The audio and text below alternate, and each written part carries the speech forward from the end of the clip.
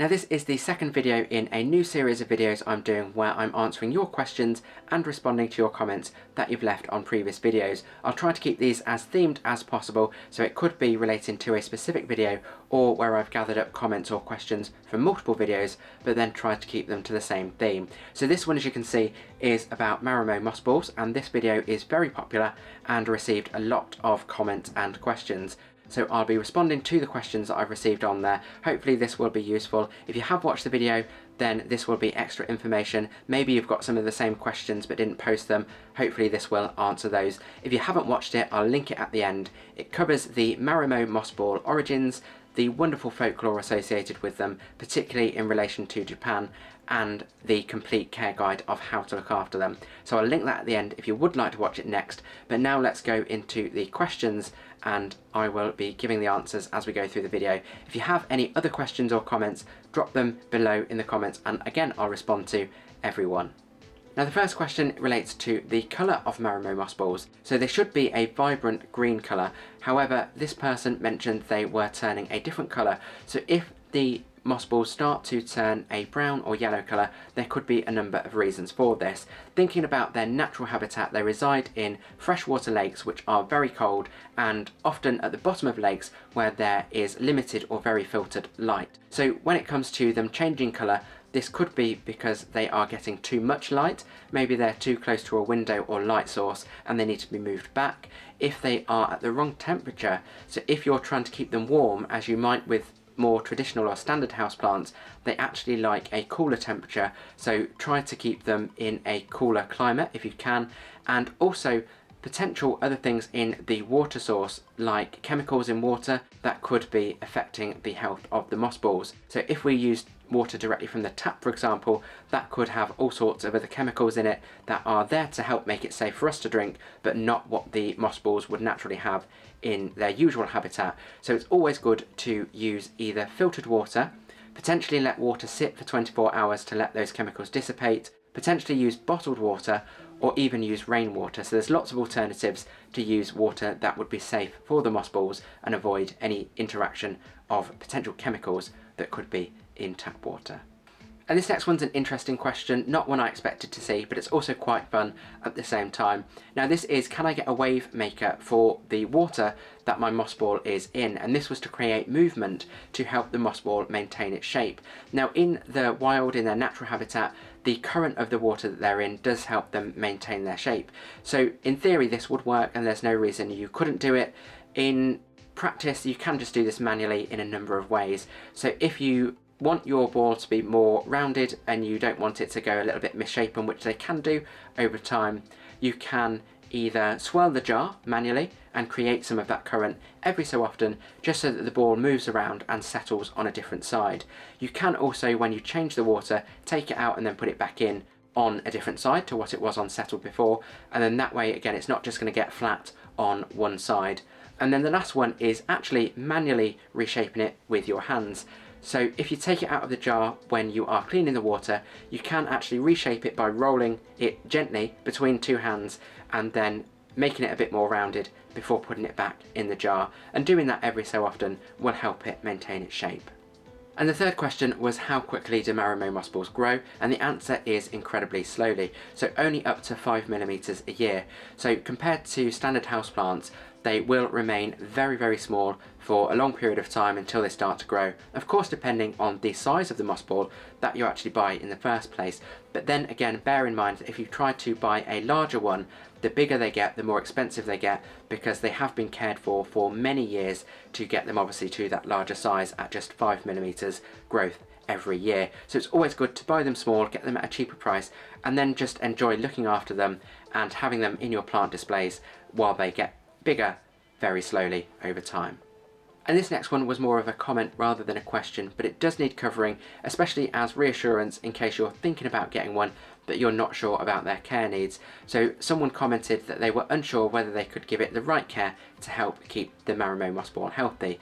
Now, while they do require different care compared to standard houseplants, and that does require a little bit of research just to get used to what they need, they are incredibly easy to look after. They're almost set it and forget it organisms. Once you know the care routine, you can carry that out and then just leave them to it. The main things are changing the water every so often and putting them in the right position with the right light and temperature, and that's it. They live in their jar, they're quite happy and healthy so long as you give them that change of water every so often. The complete care guide is in the video that I'll link at the end, so if you are thinking about getting them and you just want to reassure yourself that you can look after them, watch that video at the end and definitely get one to add to your collection. Now this next one's an interesting question. Do Marimo Moss Balls contain zebra mussels? So generally, no, they don't. However, this is possibly coming off the back of an outbreak of zebra mussels in the Marimo Moss Balls, or at least a contaminated batch that there was in, I think it only affected the US, but please correct me in the comments below, last year or the year before, where there were zebra mussels found in Marimo Moss Balls, and there was a call out for anyone with moss balls to obviously destroy them by boiling them just to get rid of these zebra mussels. The reason these were a problem is because they could be washed away when you're changing the water and then eventually find themselves in natural waterways and in wildlife where they're not native species, and they can cause obviously havoc on the native wildlife. So this was a problem a year or two ago. I believe it has cleared up, and as far as I'm aware, if you're buying from reputable sources, there should be regulations in place or steps in place, as I said, to make sure that they are farmed using correct practices that should avoid them being contaminated by pests. Obviously that's not foolproof. It has happened where there's been a contaminated batch, but generally they should be safe to buy without those pests. But always make sure you buy from reputable sources. The next question, how do you clean it if you can't get it out of the bottle or container that it's in? So there's a couple of ways or a couple of answers to this, depending on when you bought it or when you had it. Hopefully you can avoid that because you'll see it growing over time, and as we mentioned, they grow incredibly slowly, so you should be able to prevent that from happening by changing the container size when you know it's getting too large for the mouth of the container. If you've actually bought it or got it from someone else and it's just been left to grow in the container and therefore it is too large, there's a couple of ways around this. You could potentially still be able to change the water without having to take it out. It might be a bit of a rocky ride for the moss ball, which, as we said again earlier, could help keep its shape, so it might not mind that. You can just change the water and then put the new water back in while keeping the moss ball in the container. If that's not ideal or you don't want to do that, the only other option would be to break the container and then you can put it into a larger container. But hopefully, as I said, if you've bought one that is small enough to come out of the container, you'll be able to keep an eye on it and change the container size as and when needed, but that won't be for a very long time. As we said, they grow so slowly. Now in the video that I'll link at the end, which is all about the moss ball origins and care needs, you can keep them in a number of ways. So you can keep them in closed containers like this one, which has a lid, and this is kind of self-contained just for the moss balls. Some people put them in their aquariums, which will obviously have its own mechanics for keeping the water clean, and some people will keep them in open containers, so you could have them just in a bowl, for example, a decorative bowl, and then you just have the moss balls but with nothing on top. So this question was related to the water and the water getting dirty or getting a film on top. There's a number of reasons as to why this might be, as it was an open container, so naturally there will be dust and things in the air that will settle in the water over time.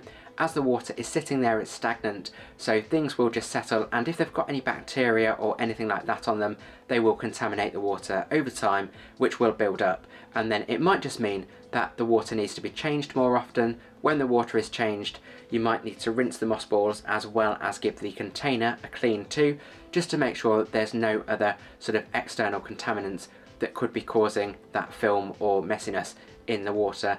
Of course, with an open container that will just naturally happen over time.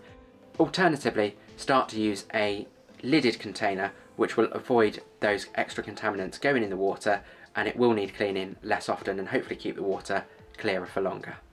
And this next question links directly on from that in terms of keeping them in lidded containers. And the question was, do they need oxygen to survive? As obviously keeping them in lidded containers would restrict that, and in the wild they are in open lakes, so open to the elements and the resources they need. This is an interesting one for a number of reasons, and one of them is the fact that Marimo Moss Balls aren't actually moss, they are algae. And I'm sure I've read somewhere, I don't know the exact science behind it, please do correct me in the comments below if you know about this in more detail, but algae is a unique organism in that it's not quite plant, but it's not quite living organism like we are, for example, and it sits somewhere in between, but because it photosynthesizes, it's often treated more like a plant. So that answers the next part of the question, do they need oxygen to survive?